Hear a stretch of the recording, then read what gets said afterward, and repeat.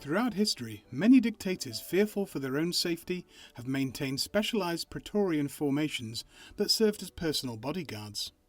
These units varied greatly in size, capability and equipment, but due to their elite status, they were typically issued the best weapons and vehicles available. Adolf Hitler, one of history's most notorious dictators, followed this pattern but pushed it even further. To protect himself from potential air attacks, Hitler was provided with a unique form of mobile air defense. Buses armed with the formidable 8.8 cm FlaK gun, officially designated Selbstfahrlafette auf Fahrgestell VOMAG 7 OR 660 mit 8.8 cm FlaK. They are more commonly known today by their simpler nickname, the Flakbus. Whether or not this level of protection was truly necessary is debatable, as assigning such powerful weapons for personal security borders on excessive. However, as Germany's supreme leader, Hitler could easily order the creation of such vehicles to bolster his personal guard formations and escort his armoured convoys on official trips.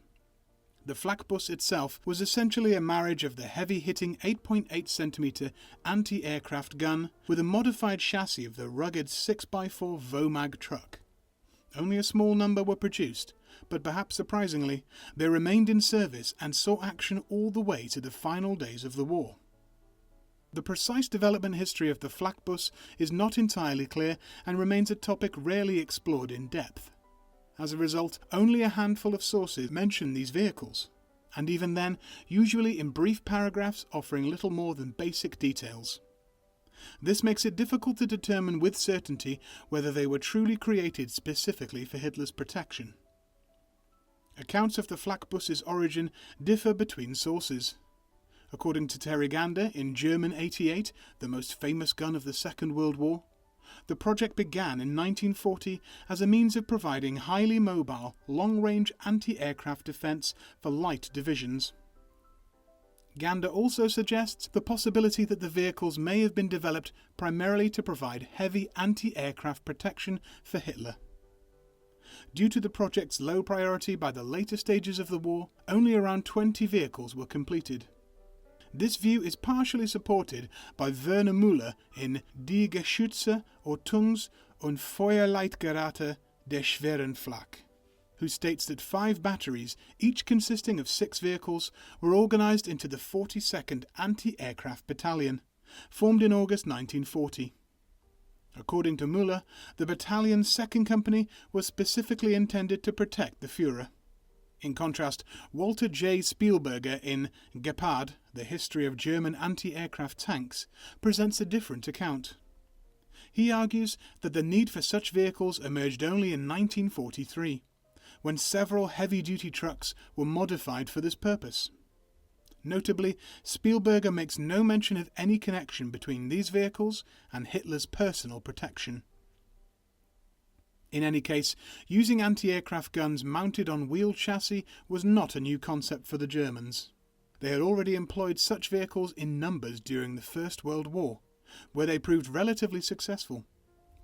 In fact, this practice dates even further back to the Franco-Prussian War, during which the Germans used anti-balloon guns mounted on carts. The concept continued into the Second World War, where it became common practice to mount lighter anti-aircraft guns on whatever truck chassis were available.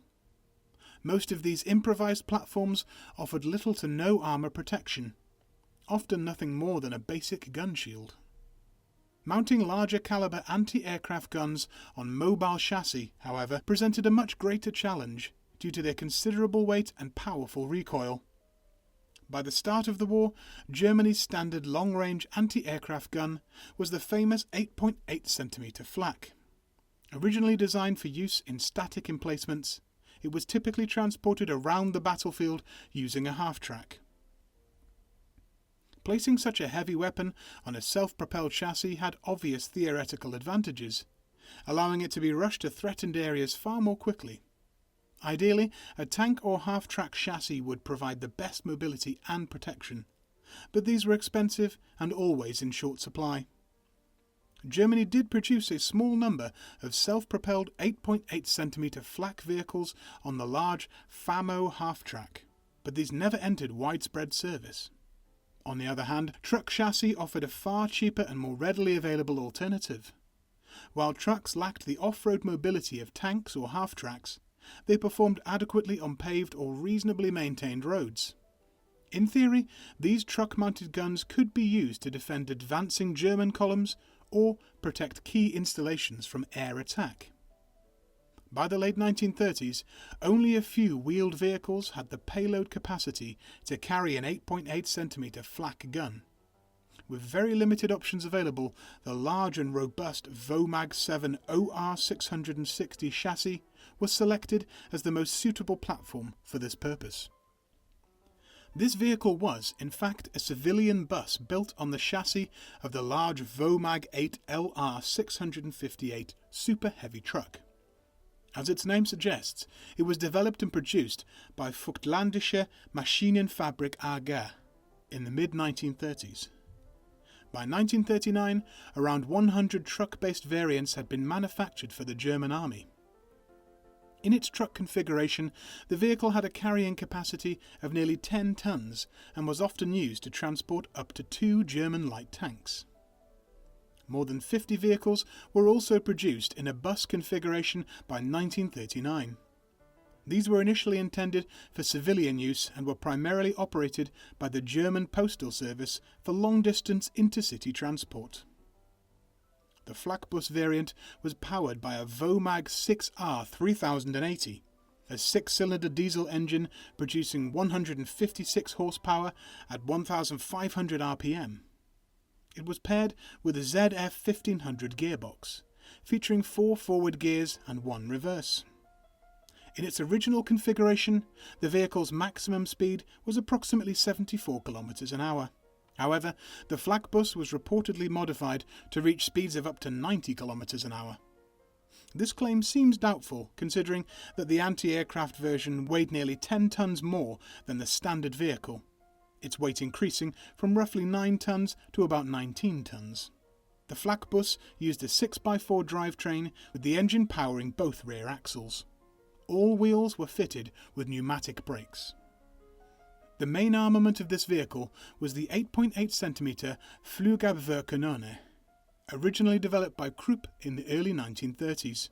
This gun featured a semi-automatic horizontal sliding breech block, which enabled a high rate of fire, up to 15 rounds per minute when engaging ground targets, and up to 20 rounds per minute against aerial threats. With a muzzle velocity of 840 meters per second, it could theoretically strike ground targets at a maximum range of 15.2 kilometers. Its maximum ceiling was 10.9 kilometers, though the effective range was closer to 8 kilometers. While the FlaK 18 was a highly capable weapon, it was eventually replaced in production by the improved FlaK 36 and FlaK 37. The FlaK 36 in particular served as the primary armament of the Flakbus.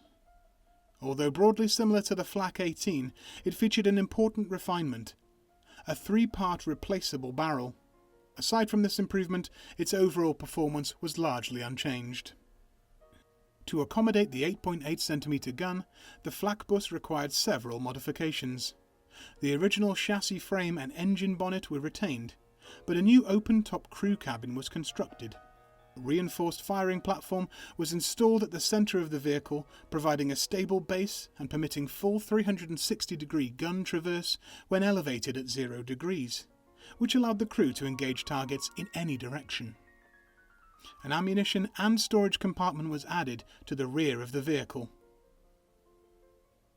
The open-topped cab featured 2 rows of seats, 4 doors and a foldable windshield. The loading platform was fitted with foldable side panels made from sturdy iron wire mesh, which could be lowered outward to create additional working space for the gun crew during firing operations. At the rear of the vehicle were 4 side-accessible ammunition racks and storage boxes for spare parts and tools, all protected by 10mm of armour plating. Sapper tools were mounted above these compartments. A waterproof tarpaulin could be fitted to conceal the vehicle or protect the crew from rain. Additionally, 2 cable spools were carried at the rear, allowing the vehicle to connect to the FlaK Mestrupkraftwagen battery command vehicle. Before opening fire, the Flakbus needed to be stabilised using 4 outriggers. 2 were positioned beneath the firing platform, 1 on each side, while the other 2 were fixed at the front and rear of the chassis. This system prevented excessive stress on the vehicle's frame, which the leaf spring suspension alone could not withstand under the recoil of the 8.8 cm gun. Originally, the Flakbus was intended for use within Germany, and therefore no armour protection was provided for the crew. However, when some of these vehicles were later committed to frontline service, they were retrofitted with a large 10mm thick armoured shield surrounding the gun to offer additional protection. The Flakbus had a large crew of 11 to 12 men, including a driver, commander, gunner and several loaders. The open-topped cab seated 6 soldiers in 2 rows. Behind the cab, a foldable bench provided seating for 3 or 4 additional crew members, who sat facing rearward. On the opposite side of the platform, 2 more foldable seats were installed for the remaining personnel. Due to the limited availability of suitable chassis, it is estimated that just over 20 Flakbus-type vehicles were produced, although not all were equipped with the 8.8 cm gun. In 1943, there were plans to convert an unspecified number of Bussing NAG 900 trucks into self-propelled anti-aircraft platforms. However, it remains unclear whether these conversions were ever carried out. During the summer of 1940, approximately 21 Flakbus vehicles were assembled and allocated to Hitler's personal defence unit. About a year later, in April 1941, these vehicles and their crews were reorganised into the 1st Battalion of Self-Propelled Gun Carriages within the 42nd Anti-Aircraft Regiment, stationed in the Lankwitz district of Berlin. The battalion's vehicles were divided into 3 batteries, each identified by a distinct colour-coded insignia painted on the vehicles alongside their identification numbers. Each battery fielded 4 vehicles armed with 8.8 cm FlaK guns. In addition, each battery was assigned 3 unarmed support vehicles, which transported the Kommandogerät 36 rangefinder and the Kommando Hilfsgerät 35 mechanical fire control computer. While these vehicles lacked main armament, they could still carry spare rounds. A 4th support vehicle served both as a reserve and as an ammunition carrier. It also towed the battery's radar set, initially the Wurzburg C, and after 1942, the Wurzburg D. If one of the gun-armed Flakbus vehicles was lost, this reserve truck was intended to replace it, after a simple field conversion. In 1943, 2 additional Flakbus vehicles were delivered, enabling the formation of a 4th battery. To accommodate the available number of vehicles, the battery strength was reduced to 3 gun-armed vehicles. This new battery used blue as its identification colour. Each battery was further reinforced with an anti-aircraft platoon equipped with 2 self-propelled vehicles armed with 2 cm FlaK 38 guns. Altogether, a full battery included a staff of 4 officers, 25 non-commissioned officers, and 153 drivers and artillerymen. The precise combat history of the Flakbus is poorly documented. While the vehicles were initially intended for Hitler's protection, they were eventually employed to defend key German cities and strategic installations from Allied bombing raids. Between 1941 and 1943, the Flakbus units were stationed primarily within Germany, although some were occasionally deployed to France and the Low Countries. A number of vehicles also saw combat on the Eastern Front with Army Group A, fighting in the Kuban region of the Soviet Union in early 1943. From January to April 1944, several were assigned to the defence of Magdeburg and Bad Zwischenahn.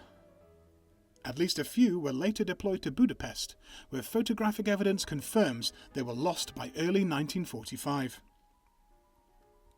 The ultimate fate of the remaining vehicles remains unknown, but it is likely they were all lost at the front in the final months of the war, in the increasingly desperate attempts to halt the advance of the Allied armies. That concludes our video on the little-known VOMAG Flakbus. What do you think? Was mounting an 8.8cm flak gun onto a heavy-duty truck chassis a smart idea? Some may argue that Hitler was somewhat spoiled to have such a powerful weapon dedicated to his protection. But we'd love to hear your perspective. Share your thoughts in the comments below. As always, we invite you to subscribe to stay updated on future content. If you'd like to support the channel further, consider contributing via Patreon or PayPal. We'd like to give a special thanks to our medium and heavy tank tier Patreon supporters: Dave Shuford, Sopwith21, Dan Fitzpatrick, Owen M, and R. Rob. Your generous contributions help fund our research, illustrations, and video production. Until next time, keep us in your sights.